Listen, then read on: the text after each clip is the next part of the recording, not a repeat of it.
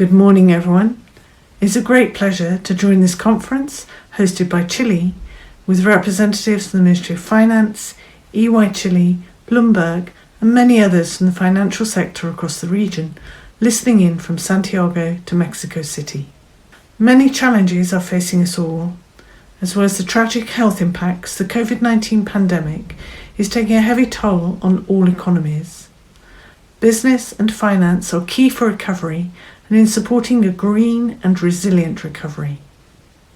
By working together, exchanging ideas and best practices, we can build international understanding and joint approaches. I'm pleased to participate in this event to promote the recommendations of the Task Force on Climate-Related Financial Disclosures. My colleagues at the British Embassy Santiago, in close collaboration with EY Chile and Bloomberg, were pleased to support the Spanish translation.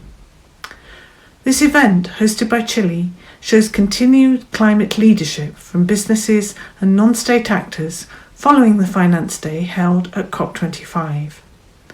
As a virtual launch, it shows we can continue to work together and collaborate in our much-changed world. It also shows the vital role of business and the financial sector for the future and our race to zero for COP26. In the lead-up to the UK COP26 presidency next November 2021 in collaboration with Italy, we are committed to increasing climate ambition in the financial sector.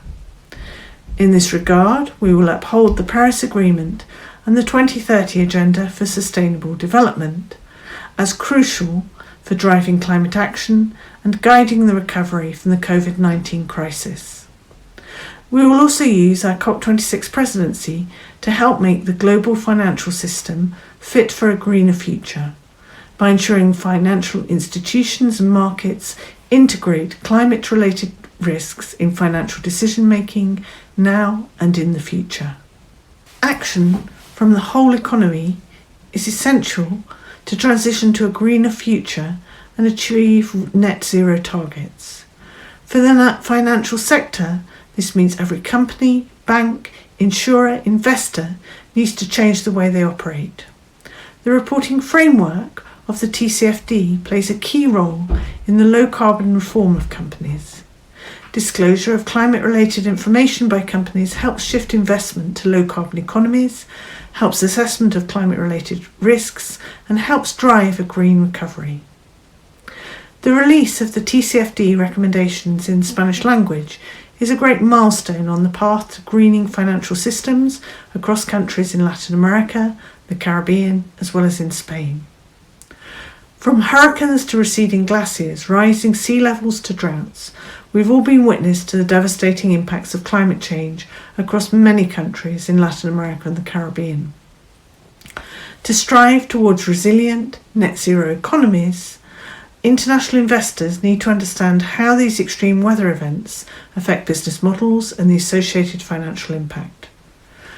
This requires an improvement in the quantity and quality of information that companies disclose around climate-related risks and opportunities. The TCFD has become the go-to standard for such financial reporting. It has developed a framework for consistent disclosure for use by companies in providing information to investors, insurers and other stakeholders.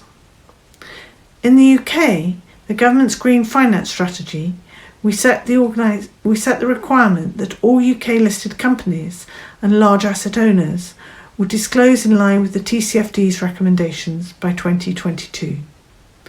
And through our COP26 campaign, we want to encourage companies to disclose in line with the TCFD recommendations. The launch of these translated recommendations into Spanish is a particular call for companies active in Latin America, the Caribbean and in Spain to review and implement these guidelines from the forward-looking strategies developed by financial leaders down to day-to-day operations. As we rebuild our economies, disclosing in line with the TCFD recommendations is one of the key tools at the heart of building a resilient foundation for a clean economic recovery and a net zero future. The Spanish version of these recommendations will help support key discussions and paving the path for sound, sustainable and inclusive growth across the region and raising climate ambition ahead of COP26 next year.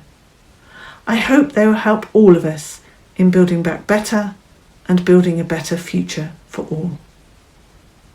Thank you.